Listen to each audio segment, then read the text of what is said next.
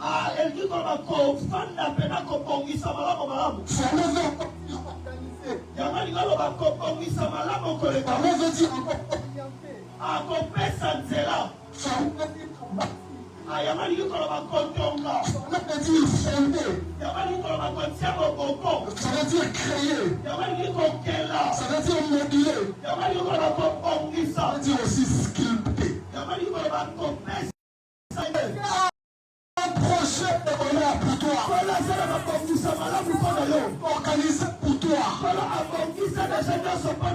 commencé à organiser des choses avant même ton arrivée. Ça veut dire, contre son temps, fier, avec chaque détail. Ça veut dire, les projets que j'ai formés ils sont temps. Organisé avec chaque il souhaite arranger chaque élément. C'est le bonheur. Que tu vives de bonnes choses. Dis à quelqu'un la manière dont Dieu est venu sur terre. Parce que vous êtes peut-être venu sur terre d'une union où la maman elle n'était pas mariée. Une personne, vous êtes peut-être arrivé sur terre où ta mère elle était peut-être une choussa. Et vous êtes venu sur terre où tu es l'enfant d'une victime, il y a viol. Sois que Dieu a formé pour toi. De t'es rassuré. Dieu a préparé pour toi un plan de paix. Non, de malheur. Je connais le projet que j'ai formé. Je connais le projet que j'ai formé.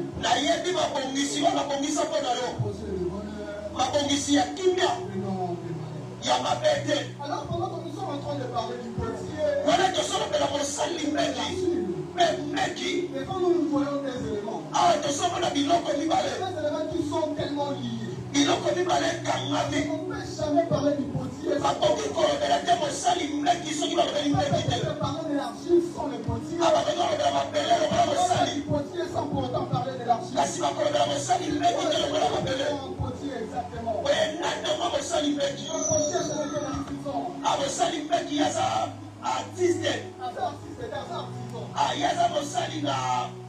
Exactement, la différence entre un artiste et un artisan, un artiste c'est un professionnel. Un artisan c'est quelqu'un qui a simplement un talent, il a simplement un talent. Autant respecter les normes scientifiques.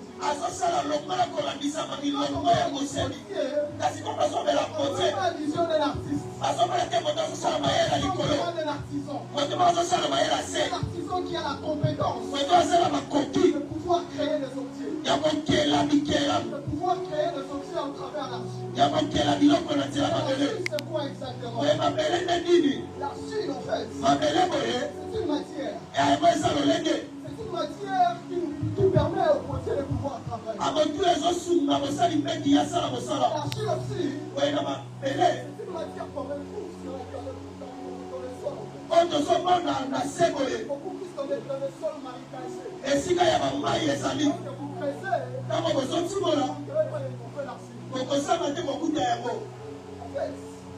Mais dans la Bible, on parle du potier et de l'argile. Pourquoi la Bible fait allusion exactement? Du potier et de l'argile. Peut faire mention à quoi exactement? Une manière représentative.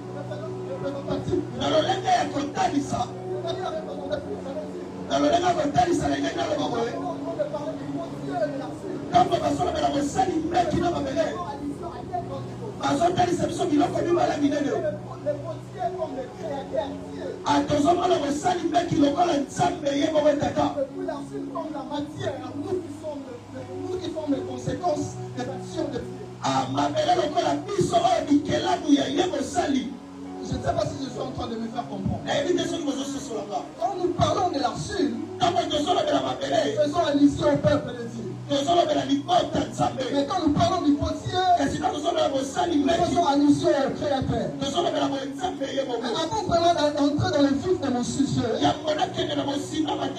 j'aimerais donner le but de cet enseignement. Pourquoi nous parlons de ces enseignements? Nous nous réunir pendant 4 lundis afin de pouvoir parler simplement sur cette thématique. J'aimerais donner les billes en fait.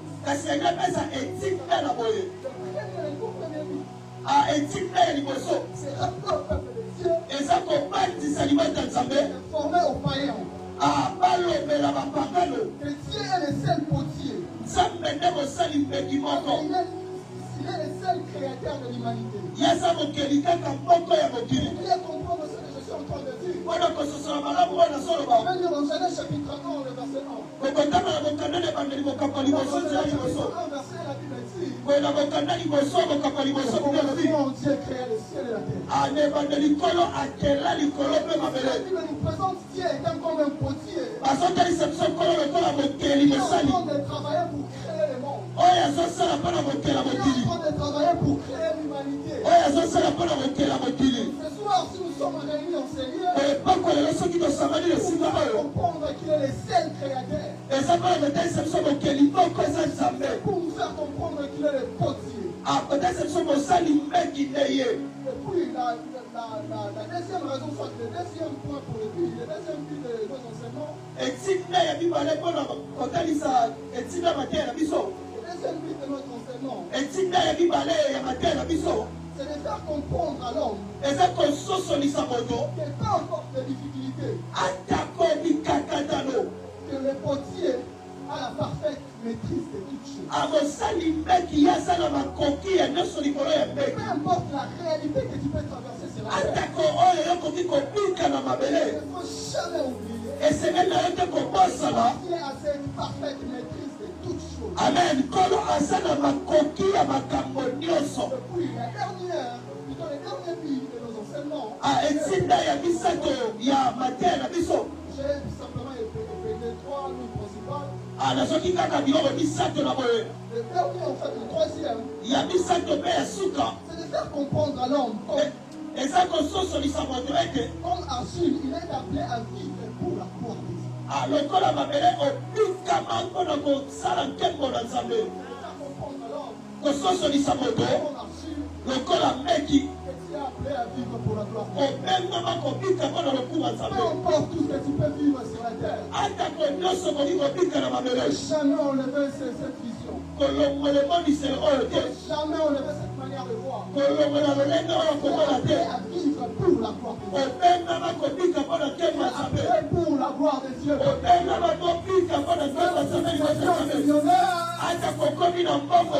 Tu es appelé à vivre pour la gloire de Dieu. Même si par hasard tu vis dans des conditions compliquées, jamais que tu es appelé à vivre pour la gloire de Dieu. Amen. Amen. Amen. Et alors ce thème, en fait, nous ramène à 4 grandes vérités. Le thème du potier et l'argile nous ramène à 4 grandes vérités. Et ce soir, j'aimerais simplement exploiter ces 4 grandes vérités pour se remercier. Dans la Bible, quand on parle du potier et de l'argile,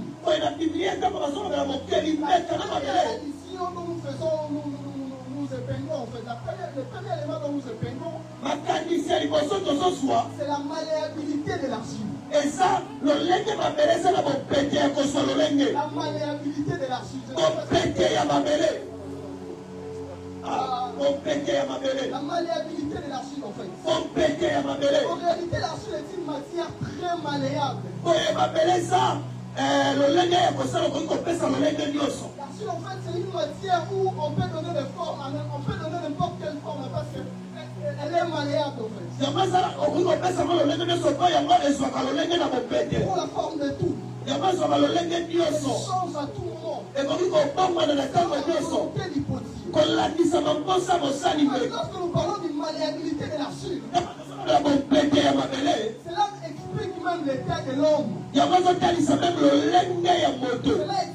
Cela révèle même la peine de l'homme. Ça révèle la peine de l'homme vis-à-vis au changement. En réalité, l'homme doit être malléable vis-à-vis au projet de Dieu. Malléable vis-à-vis au programme de Dieu. Peuple de Dieu. Soir, je voudrais dire à quelqu'un, nous devons quitter les habitudes.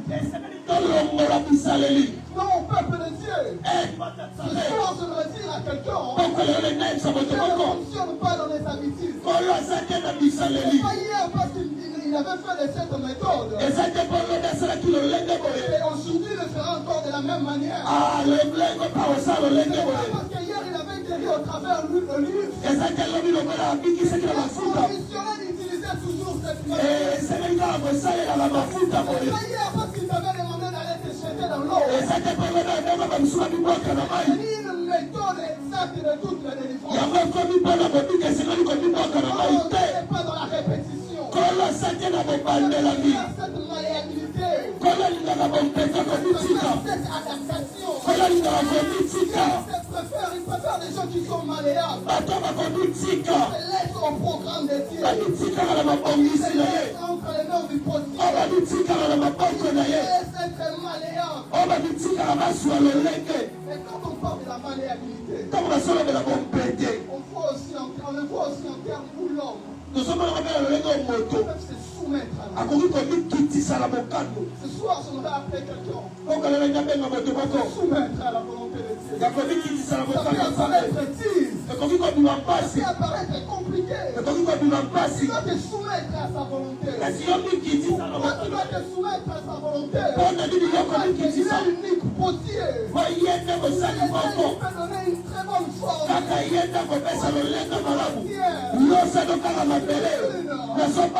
Une par son orgueil. Je n'ai plus besoin du potier. C'est moi qui est malléable. C'est une matière précieuse. Une matière différente des autres. Du potier.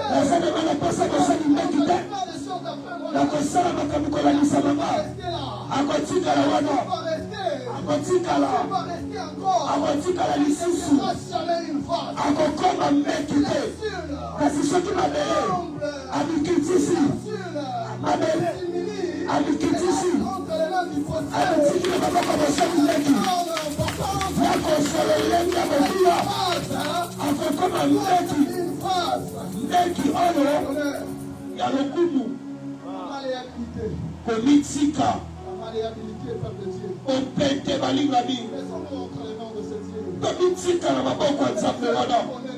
Yenda yebi masolo. Alobi yenda bongisa makambo. Abongisa nyonso ya mokuto sala. Abongisa ya masala. Politika na maboko na ye. Eloko mibale. Kosola mibale.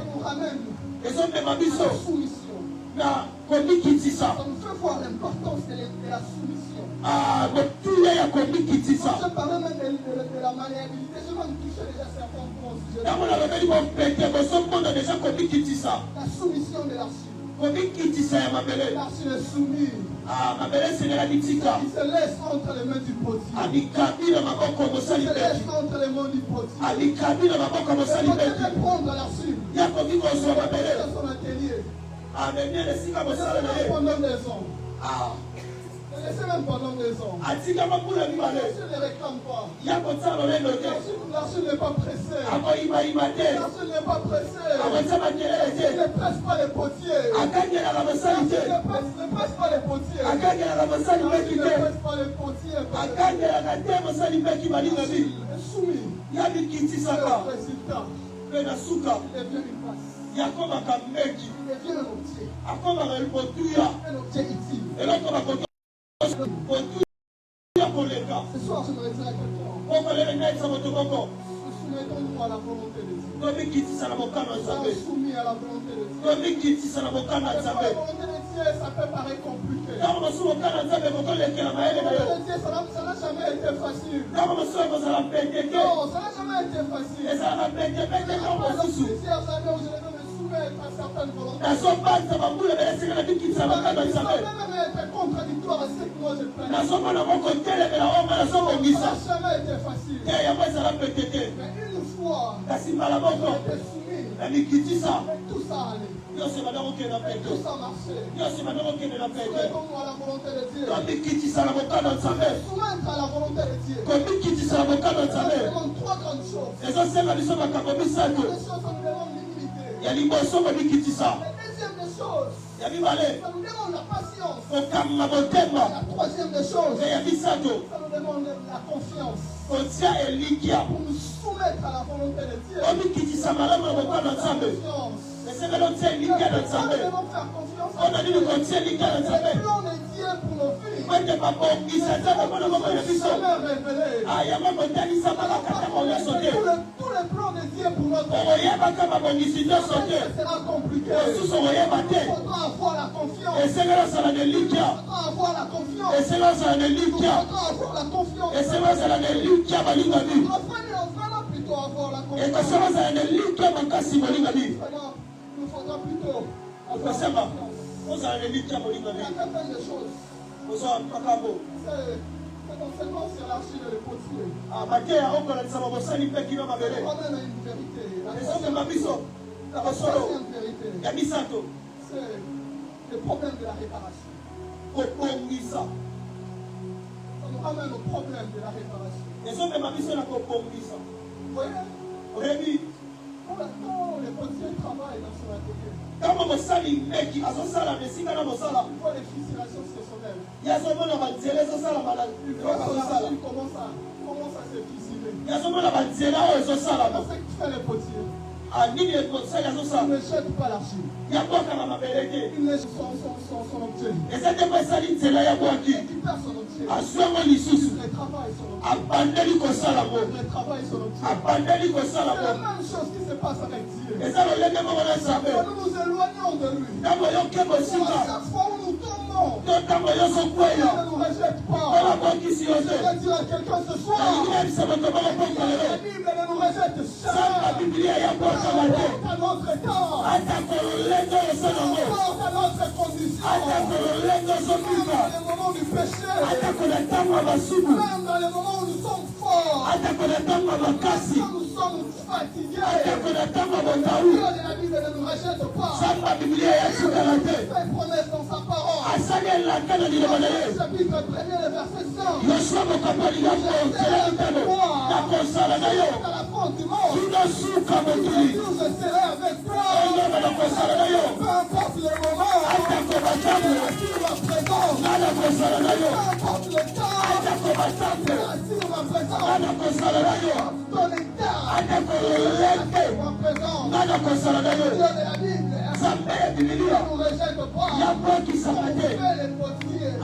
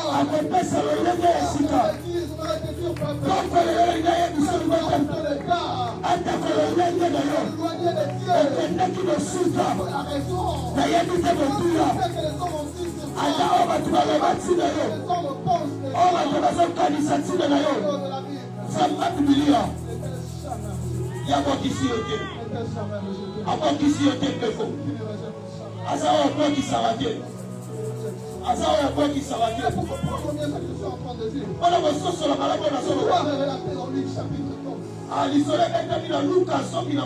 on parle de l'histoire de l'enfant prodigue, nous connaissons très bien cette histoire. On nous parle de cet enfant prodigue. Il est venu un jour. Il a demandé une partie de son héritage. Une partie de son héritage. Il est parti avec son héritage. Il serrait son héritage. C'est fini. Après, il s'est rendu compte. Il a commis une bêtise. Il a commis une bêtise. Il a décidé. Il a commencé même à se parler en lui-même. Je peux retourner dans la maison de mon père. Je vais demander à mon père de le prendre même comme son serviteur. L'un de ses serviteurs. De devenir serviteur de la maison de mon père. Cet enfant retourne dans la maison de son père. L'enfant retourne dans la maison de son père. Il avait ouvert.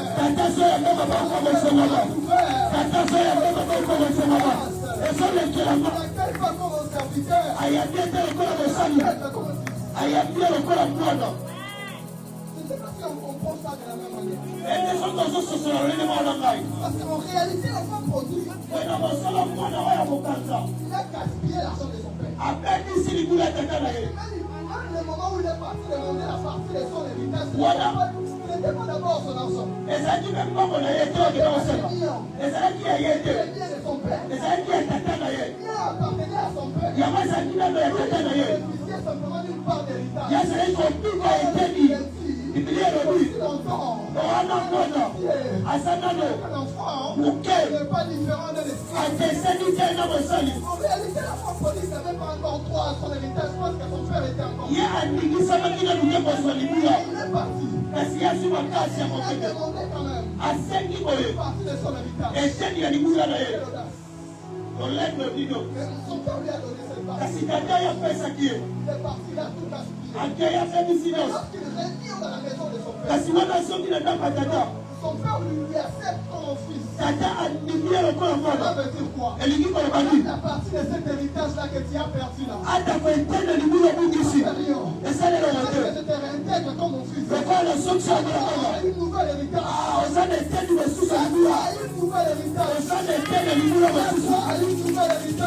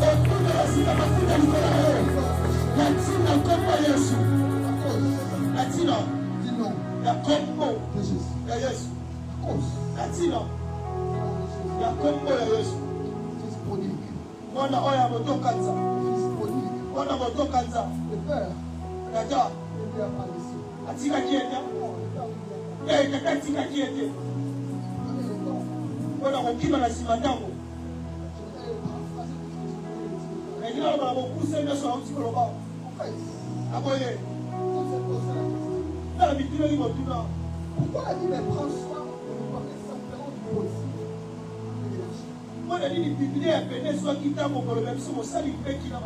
J'ai remarqué à chaque fois que la Bible parle de la Chine, fait mention au possible. Or, les potiers, il n'est pas les seuls de pouvoir utiliser la Chine. Il n'est pas les seuls de pouvoir utiliser la Chine. Toi et moi, nous le sachons tous qu'il y a aussi des sculpteurs qui utilisent la Chine. Et si on doit parler entre les potiers et la Chine, qui a plus de valeur? Plutôt entre entre les potiers et les sculpteurs. Ah, n'a pas ça, il m'a fait un ça à Bikeko. Il y a plus de valeur. Dans un motu à Bolivie. C'est vrai, le potier, c'est parmi les métiers la plus ancienne en fait. Ah, pour ça, il m'a fait ça, pour ça, il y a On doit moderniser les choses. Parce que ce nom là pour la vie, ça m'a Je pense que la Bible aurait fait une tradition en parlant du sculpteur.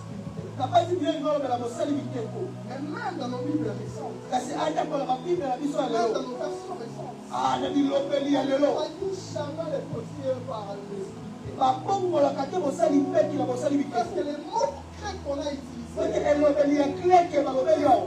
clairement avec soin les potiers en fait. Ils ont tali ça dans ça, Mossali Mabele. Tu ne mélanges pas les potiers et les sculpteurs. Azo sangi ça Mossali Bikeko, Mossali Mais Mabele. je me suis posé la question. Kasi boy na mikili motuno. Pourquoi cette différence? Kasi boni au Kisenyo. Pourquoi la Bible prend soin de pouvoir se marteler uniquement sur les potiers? Boni Biblia sumo. Tango ya kopeka sente na tina. Pourquoi la Bible prend tout son temps de pouvoir parler uniquement du potier et non du sculpteur? Et si tango comme la Mossali Mabele, le mali de Mossali Bikeko. Or, sculpteur d'ailleurs, il est polyvalent. Oye Mossali Bikeko mutu ya kondo sa bisale bele. Au-delà en termes de matière plutôt, parce qu'au-delà de l'argile, Alongola Mabele. il peut même utiliser des mots en plus. Ya koki kosalela ata banzete. Si on veut prendre du mot de Dieu comme des potiers, moi je pense que l'argile va mieux. Ah Mabele yango za malamu. Pour dire qu'il est polyvalent, Dieu a toutes les capacités. Oyo yaza na makoki nyonso. La Bible prend soin de pouvoir simplement parler de l'argile. Kasi Biblia olobi na nza. Osali Bikeko. Osali Mabele. Et pourquoi? Oye mpona nini kaka Mossali Mabele. Et pourquoi pas? Mpona nini te. Osali Bikeko. J'ai fait plutôt quelques recherches. Oye nga napusaki mayele na tali. J'ai fait quelques études. Oye nga nasali kotangi Du ngambo. point de vue scientifique, mais du point de vue spirituel. Kotala sembi ya mokili mpe kotala mayele ya molimo. Du point de vue scientifique, Kotala mayele on nous dit ya sembi. la différence entre un artiste, plutôt un sculpteur et un potier. Okeseni ya Mossali Bikeko na Mossali Mabele. Elle vient du côté fonctionnel. Yango ye na misala. La première des choses, c'est donner la différence quand je parlais de l'artiste et du potier en fait. Ya yango nalobelaki moto azosala na mayele ya likolo azosala mayele ya se. En fait, un sculpteur, c'est un artiste. Ah, moto azosala bikeko ye azosala mayele ya likolo makasi. C'est un artiste qui crée des œuvres d'art. Oyo azokela bikeko ya likolo. Qui crée des œuvres d'art, mais qui se focalise beaucoup plus sur des choses. Oyo azofanda na biloko mibale. Il se focalise sur des choses. Yafandi na biloko La mibale. première des choses qu'il se focalise, Eloko ya yango. c'est sur l'aspect esthétique. alolenge mpena ezala na kitoko ya kotala. C'est sur l'aspect esthétique. Ezala na kitoko ya kotala. Parce que les œuvres d'art, eke misala on maboko. a beaucoup plus avec les œuvres d'art. okomala misala Il y maboko a toujours l'aspect esthétique. eza na lolenge ya kosepelisa na biso. Très bien de quoi je parle, je fais les beaux-arts. nayebi nini nazonanga natanga na kelasi ya bosa. Je fais les beaux-arts. natanga na bosa. J'ai mon diplôme de licence en art graphique, option architecture et design. ayaza na papie ya likolo makasi na oyo auti oloba. En fait, quand on parle de l'artiste, on fait du sculpteur. ntango bazolobela mosali bikeko to mosali ya mayele likolo C'est un artiste aza moto azosala mayele qui likolo travaille, oyo azosala mais qui tient compte de deux éléments. oyo azotala mpena biloko mibale Il tient compte de l'esthétique ezala kitoko na kotala et il tient compte de la contemplation. alolenga kolula Il se bat afin que son œuvre azobunda ete misala na ye puisse créer de l'émotion. elulisa ekela C'est donc pour laquelle vous allez voir yango bokomona certaines œuvres d'art qui ont pratiquement, on se pose la question, ça sert à quoi? bozobikila oyo mpena ntina na boni Il y a même, on parle même de l'art abstrait. babi mosusu eza mayele monanaka Ça te fera que ça passe un message. yango lingo mpesaka basango moko Que les gens aient la possibilité de contempler cette œuvre. oyoyo oyo tolemaka mo banotale Mais que ça soit beau, kasi eza kitoko que ça soit tellement joli. eza kitoko Lorsque mpena na quelqu'un kotala se présentera devant ça, qu'il puisse dire waouh. wana yo te olobi Lorsqu'un sculpteur travaille, ntango mosali oyo azosala dans son atelier, wana aza na esika il mosala du côté philosophique, azotala lokota mayele il travaille du côté esthétique. kitoko ya kotala Mais il est différent du potier. kasi akeseli na mosali mbeki Il est différent du potier. akeseli na mosali mbeki Or, le potier, mosali bambeki c'est un artiste. ye aza moto ya mayele ya likolo te C'est un artisan. ye aza moto ya mayele ya se C'est un artisan. moto ya mayele ya se makasi Moi, la Bible me dit, Il y a le même lobby. Tu préfères choisir des choses simples. Ah, quand la peine en colombion, c'est Tu simple. préfères choisir des choses simples. Il y a pas de manière de l'homme d'être ticali. Mieux par les gens. Oh, va te voir ici. Afin de confondre les intelligences des sages. Ça va, il y a tout qui s'amaille à ma tomaille. Choisis les choses rejetées. Oh, il y a trois cabis. Afin de confondre l'intelligence. Attends, boulunga, la maille à ma tomaille. Il a d'être un son artisan. Les colons ça la moto, il y a maille assez. Celui-ci travaille Il y a raison ça là. sur la fonctionnalité. Et ça, les lots. À chaque moment du potier, Dans mon association, dans mon salle, les on mecs. a des objets. Parce qu'on a la biloco. Et quelqu'un qui travaille ici avec l'argile, Ah, ça, ça, la mapelle. créer des objets. On a monté la biloco. Généralement, les potiers créent des vases. Il y a que la mec qui. Ils créent des pots de fleurs. Il y a que la mec dans mon sapolo. Ils créent des choses À quelle la biloco. qu'on peut utiliser dans la vie On courante. va vous consoler le pauvre Ivoire. Pas métier. Il va te savoir. Par là vient la différence. Ah, ouais, démo que c'est vrai. Pour laquelle vous allez voir. Démo que bon, là. Quelles personnes qui sont en train de prier. Attends, ma sous ma chambre là. Tous ces gens les prient même pas. Aujourd'hui, tu n'as pas ça de la tête. Ils ne même pas les À son problèmes. moment, ça me dit. Oh, ces gens, c'est comme s'ils n'auraient pas la vie de la grande métier. Il y a tout à plus dans la réalité. Quand il y a tout fait de aussi, Ce soir, ça peut pas le faire. nous avons des œuvres d'art. Bah, ça va te Ce sont des œuvres d'art. Bah, ça va la biloco, alléluia. Simplement être Bah, complémentaires. Dieu la m'a pas la réunion, ça. Simplement destiné à prier. Bah, Dieu la m'a pas la réunion, ça. Comme des péninas. Bah, ça va la pénina.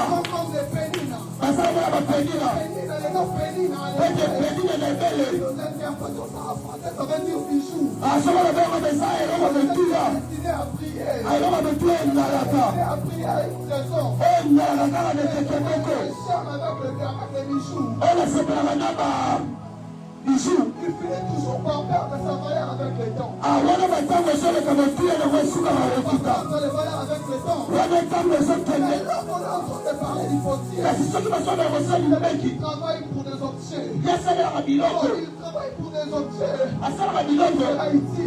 Oh, kosala tina. Il crée une phase. Kama bakeli mbeki. Ezo sunga. Quotidienne. Na bomba ya mokolo nyonso. Ezo sunga. Quotidienne. Bomba ya mokolo nyonso. Pourquoi? Tala tina. Dieu travaille sur toi. Zambe tango sosala tina yo. Dieu travaille sur toi. Kosala malamu mbene. Utile. Ali akala tena okoma mokula. Kaka te pona yo. Ton entourage. Ah, pona nzinga nzunga. Que tu sois ici. Azosala sa motia. Santé. Pona lingua. Que tu sois ici. Azosala sa Que tu sois ici. azosala posa la motia. Pour une nation. Pona kolo moriba. Dans les cas. Yango na tina. Anne. Pour Anne. Ana. C'est pratiquement le cas. Eza le bete moko.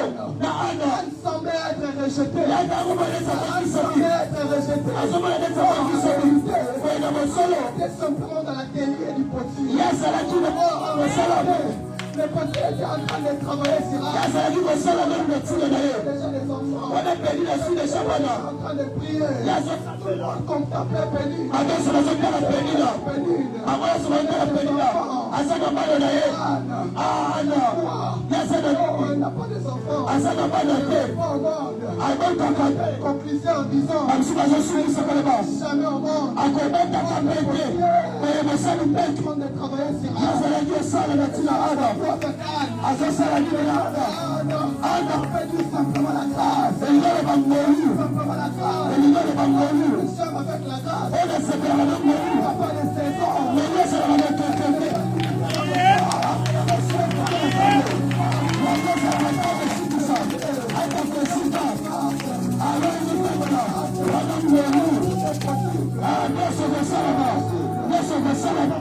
Ces prières, je déclare.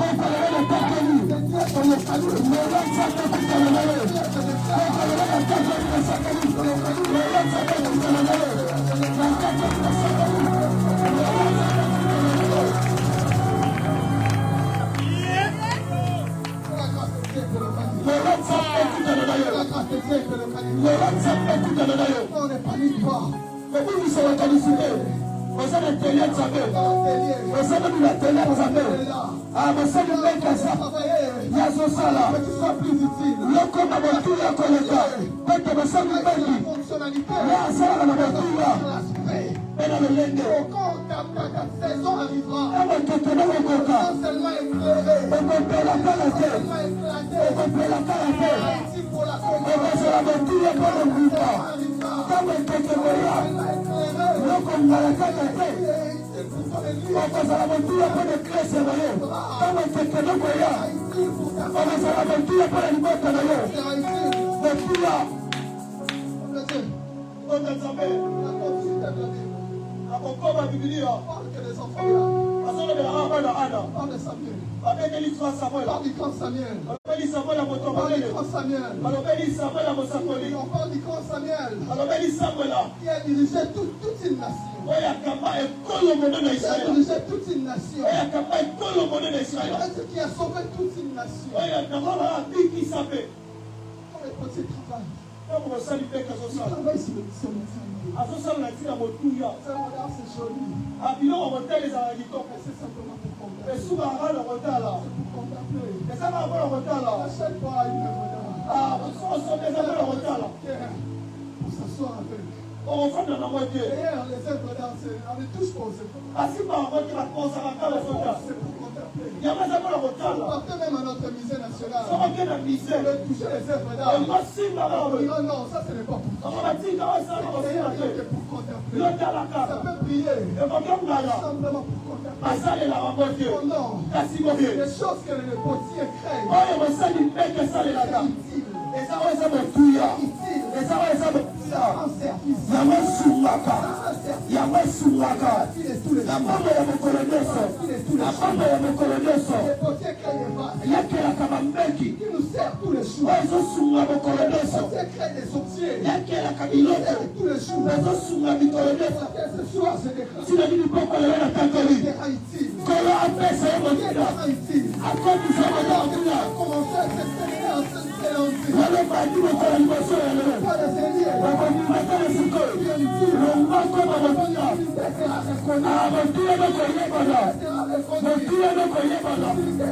Motuya nokoyebana. Nasambeli mpe na katoli. Olokoma motuya na bieseko. Olokoma motuya na mosala lelo. Esikosalaka. Ayaba. Esikosalaka. Okoma kota motuya. Oma koloka. Soki tosali. Tosali mpe. Asi soki nasali. Amakoloka. Oye kosala kosali. Oye kosala. Oye kosali mpe kasali mikolo na yo. Oye kosali mpe kasali mikolo na yo. Loko malakaka te. Loko malakaka te. Loko sala motuya. Loko malakaka te. Loko sala motuya. Loko malakaka te. Loko sala motuya. Ekalewaka. Esala maboko na kasali na yo. Kasi na libali. Loko sala motuya. Loko sala motuya.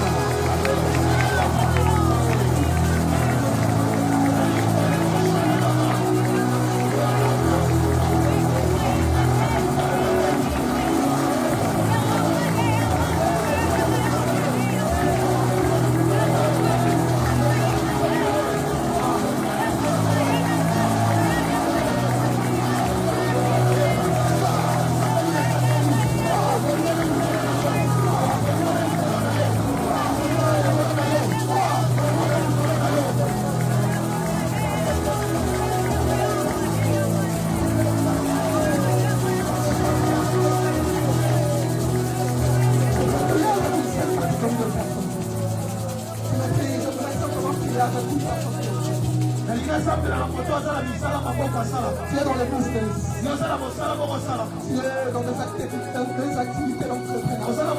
Il y a une action particulière pour vous. Touche pour vous. Dieu veut ajouter une nouvelle touche dans ça. Tiens, Seigneur, approche-le sur la prière. Sabatabas, Rupayabas, Sandala Calabas, Rupayabas, Landala Calabas, Esotelebas, Rukayabas. Nous qui sommes restés, nous sommes en train de prier. Nous sommes en train de prier. Nous qui sommes restés, nous serons debout en train de prier. Nous allons dire à Dieu, mettre une nouvelle touche dans notre travail, dans les bureaux.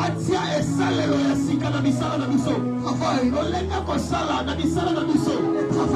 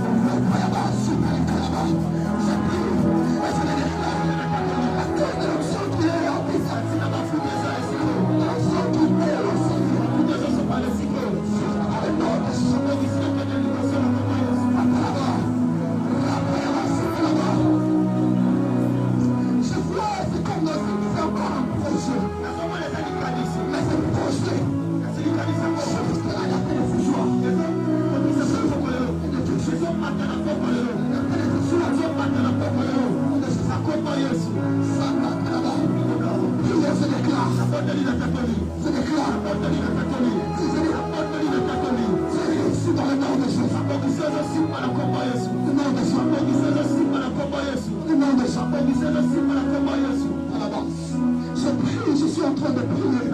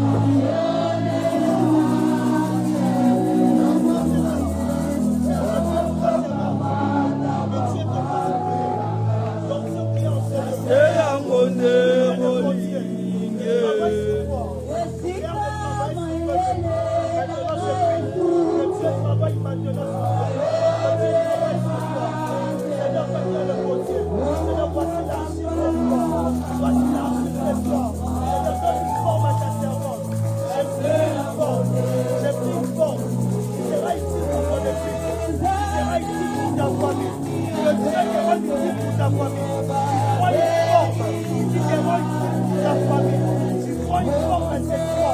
Tu prends une forme à cette foi qui te rend utile. Tu prends une forme à cette foi qui te rend utile pour ton église, pour ce ministère. Je le prie maintenant. Je le prie maintenant. Reçois cela maintenant. Reçois cela maintenant, Père. Je le prie. Je le prie maintenant. Toi qui rend utile. La Bible dit il y a de grâce d'honneur. Reçois cela. Reçois maintenant. Donc c'est ton utilité. Donc c'est te rend utile maintenant. Donc c'est te rend utile maintenant. Donc c'est te rend utile. Sois utile au nom de Jésus. Sois utile au nom de Jésus. Chantez les bahas. Les bras d'abahas.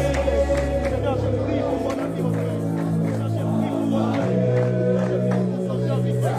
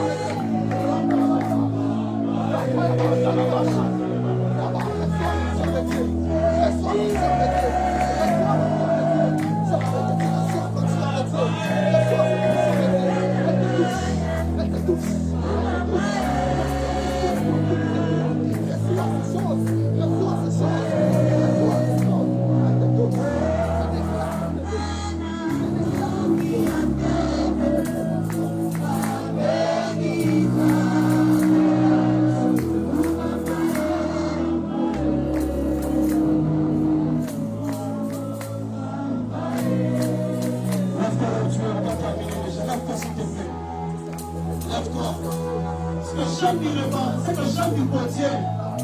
Il est celui qui répare. Son sang qui fasse me répéter. Il est celui qui est capable de réparer. Il est celui qui ne rejette pas. C'est soit tu vas prier à Dieu. Tu es ici comme sur le de la scène. C'est là qu'elle compliqué ta destinée. Je ne sais pas ce que tu as fait. Tu as peut-être dans mon niveau de sa fille, mon Dieu. Quand tu es fille, tu as fondé. Tu as formé quelque chose. Tu as vu quelqu'un être épargné à ta place. Tu as fait quelque chose horrible. Est-ce que je sais de Dieu? Il est celui qui répare. Je ne sais pas qu'est-ce qu'on a fait sur ta destinée. Je ne sais pas ce que la sorcellerie de la famille a fait sur ta destinée. Mais ce soir, tu vas prier à Dieu. Lui qui répare les destinées. Tu vas te mettre. On va changer la vie. On va les faire ce soir. On va pas ma destinée. Tu vas les lui entendre. Est-ce que tu peux prier? Est-ce que tu peux prier? Tu vas te mettre. Tu vas te mettre. On a que 2 minutes. On a que 2 minutes.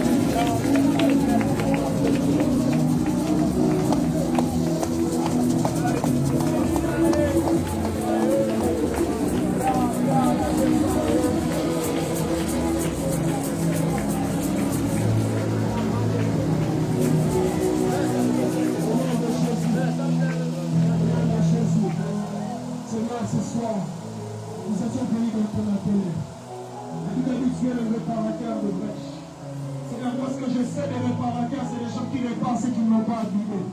Mais ce soir, nous reconnaissons que ils sont morts pour faire ça. Ce soir, regarde des filles qui ont été détruites par la sorcellerie. Voilà des filles qui ont été détruites par des erreurs. Mais nous allons te présenter ces vies. Toi qui es le réparateur, toi qui es le nouveau portier, Seigneur, travaille encore de nouveau. Seigneur, merci de travailler dans la vie de ma soeur. Merci de travailler encore dans la vie de mon frère. Merci de travailler dans la vie d'un parent qui est enseigné, d'une femme, d'un homme qui est ici présent. Père, merci. Merci de travailler encore. Merci pour le travail que tu as commencé. Merci pour ce travail que tu vas cheminer. Merci pour ce travail que tu vas terminer. Voilà pourquoi nous t'acclamons. Voilà pourquoi nous te célébrons. Merci Seigneur. Nous t'acclamons aussi de l'action de grâce. Car tu n'es pas de destinée. Tu n'es pas destinée. Tu n'es pas destinée. Tu n'es pas Seigneur. Merci que tu n'es pas. Tu n'es pas Seigneur. Tu n'es pas Jésus. Tu as réparé ma vie. Tu as réparé ma vie. Ce soir tu n'es pas missionnaire. Ce soir tu n'es pas pour moi. Ce soir tu n'es pas pour moi. Merci Seigneur. Merci Seigneur. Tu as réparé mes Samson. Tu as réparé mes Samson. Ce soir nous ne pas. Ce soir nous ne pas. Merci de réparer pour moi.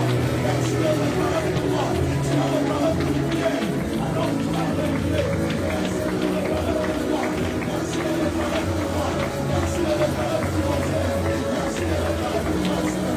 Au nom de Jésus. Au nom de Jésus. Amen. Amen.